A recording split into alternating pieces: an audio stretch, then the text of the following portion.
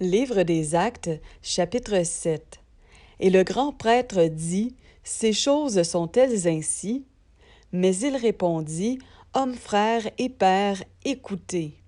L'Élohim de gloire apparut à notre père Abraham lorsqu'il était en Mésopotamie, avant qu'il s'établisse à Charan, et il lui dit, « Sors de ta terre et de ta famille, et viens vers la terre que je te montrerai. » Alors, étant sorti de la terre des Chaldéens, il habita à Charan.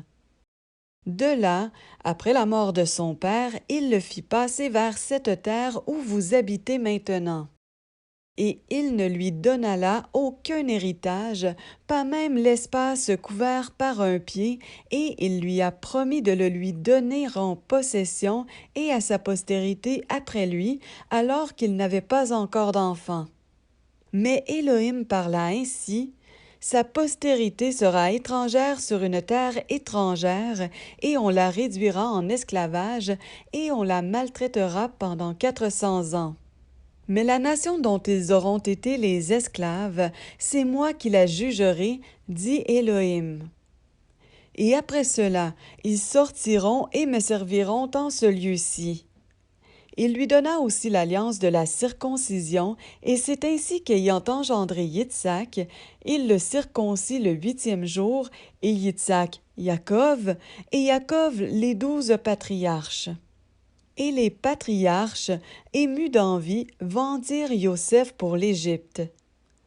Mais Élohim était avec lui, et il l'arracha à toutes ses tribulations, et lui donna grâce et sagesse devant Pharaon, roi d'Égypte.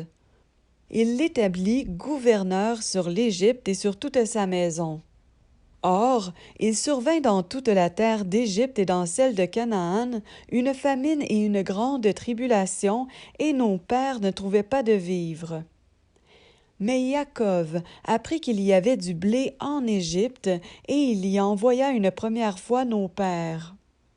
Et la seconde fois, Yoseph fut reconnu par ses frères, et la famille de Yoseph fut déclarée à Pharaon.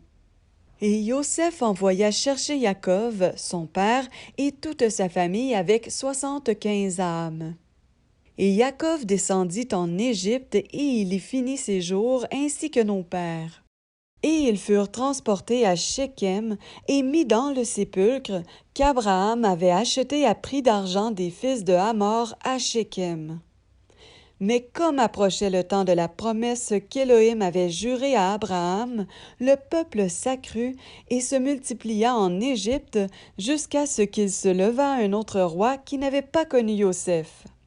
Celui-ci, usant d'artifice contre notre race, maltraita nos pères jusqu'à leur faire exposer leurs bébés pour qu'ils ne soient pas préservés vivants. En ce temps-là, naquit Moshe, et il était beau pour Élohim, et il fut nourri 3 mois dans la maison de son père. Mais ayant été exposé, la fille de Pharaon le prit pour elle-même et l'éleva comme son fils. Et Moshe fut instruit dans toute la sagesse des Égyptiens, et il était puissant en parole et en œuvre. Mais quand s'accomplissait le temps de sa 40e année, il lui monta au cœur de visiter ses frères, les fils d'Israël. Et en ayant vu un à qui l'on faisait du mal, il prit sa défense et vengea celui qui était opprimé en frappant l'Égyptien. Or, il pensait que ses frères comprendraient qu'Élohim leur donnait le salut par son entremise, mais ils ne le comprirent pas.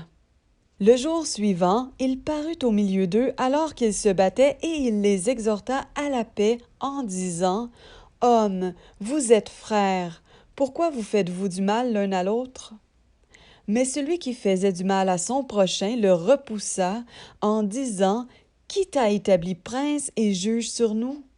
Veux-tu me tuer comme tu as tué hier l'Égyptien? » Et à cette parole, Moshe s'est enfui et est devenu un étranger en terre de Madian, où il engendra 2 fils. Et 40 ans s'étant écoulés, un ange du Seigneur lui apparut dans le désert de la montagne de Sinaï, dans la flamme d'un buisson en feu. Et Moshe, voyant cela, s'étonnait de cette vision et, comme il s'approchait pour observer, advint une voix du Seigneur, C'est moi l'Élohim de tes pères, l'Élohim d'Abraham, l'Élohim de Yitzhak et l'Élohim de Jacob. » Et Moshe, devenu tout tremblant, n'osait pas observer. Et le Seigneur lui dit, « Ôte la sandale de tes pieds, car le lieu sur lequel tu te tiens est une terre sainte. J'ai vu l'affliction de mon peuple qui est en Égypte, et j'ai entendu leurs gémissements, et je suis descendu pour l'arracher. Maintenant, vas-y, je t'enverrai en Égypte. » Ce Moshe qu'ils avaient rejeté en disant, « Qui t'a établi prince et juge? » C'est lui qu'Élohim envoya comme prince et comme rédempteur par le moyen de l'ange qui lui était apparu dans le buisson. C'est lui qui les a conduits dehors en produisant des prodiges et des signes en terre d'Égypte, à la mer Rouge et au désert pendant 40 ans. C'est ce Moshe qui a dit aux fils d'Israël, « Le Seigneur votre Élohim vous suscitera d'entre vos frères un prophète comme moi. » Écoutez-le, c'est lui qui, lors de l'assemblée dans le désert, étant avec l'ange qui lui parlait sur la montagne de Sinaï et avec nos pères, reçut les paroles de vie pour nous les donner. À qui nos pères ne voulurent pas obéir, mais ils le rejetèrent et ils tournèrent leur cœur vers l'Égypte, en disant à Aaron, « Fais-nous des Élohim qui marchent devant nous. » Car nous ne savons pas ce qui est arrivé à ce Moshe qui nous a conduits hors de la terre d'Égypte. Et, en ces jours-là, ils firent un veau et amenèrent un sacrifice à l'idole et se réjouirent dans les œuvres de leurs mains. Mais Élohim aussi se détourna d'eux et les livra au service de l'armée du ciel, selon qu'il est écrit dans le livre des prophètes, « Maison d'Israël, m'avez-vous offert des sacrifices et des victimes pendant 40 ans dans le désert? Mais vous avez porté le tabernacle de Moloch et l'étoile de votre Élohim, Renfant, les figures que vous avez faites pour les adorer.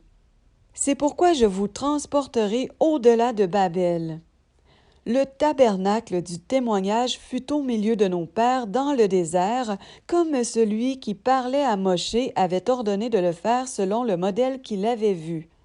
Et, l'ayant reçu, nos pères le firent entrer avec Yoshua dans la possession des nations qu'Élohim chassa de devant la face de nos pères, jusqu'au jour de David, qui trouva grâce devant Élohim et demanda de trouver une tente pour l'Élohim de Jacob.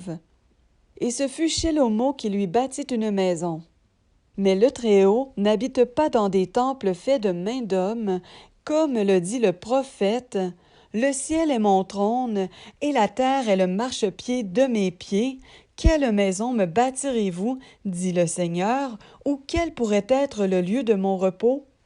Ma main n'a-t-elle pas fait toutes ces choses? » Tête dure et incirconcis de cœur et d'oreille, vous vous opposez toujours au Saint-Esprit. Vous êtes tels que vos pères. Lequel des prophètes vos pères n'ont-ils pas persécutés? Ils ont même tué ceux qui annonçaient d'avance la venue du juste, dont vous êtes maintenant devenus les traîtres et les meurtriers, vous qui avez reçu la Torah sur les ordres des anges et qui ne l'avez pas gardée. Mais en entendant ces choses, leur cœur était scié en deux et ils grinçaient des dents contre lui. Mais lui, étant rempli du Saint-Esprit et ayant les yeux fixés vers le ciel, vit la gloire d'Élohim et Yoshua se tenant debout à la droite d'Élohim. Et il dit, « Voici, je vois les cieux ouverts et le Fils d'humain se tenant debout à la droite d'Élohim. » Mais criant à grande voix, ils se bouchèrent les oreilles et se précipitèrent sur lui d'un commun accord. Et l'ayant tiré hors de la ville, ils le lapidèrent. Et les témoins déposèrent leurs vêtements aux pieds d'un jeune homme nommé Shaoul. Et ils lapidaient Stéphanos qui priait et disait, « Seigneur Yehoshua, reçois mon esprit. » Et s'étant mis à genoux, il cria d'une grande voix, « Seigneur, ne leur impute pas ce péché. » Et quand il eut dit cela, il s'endormit.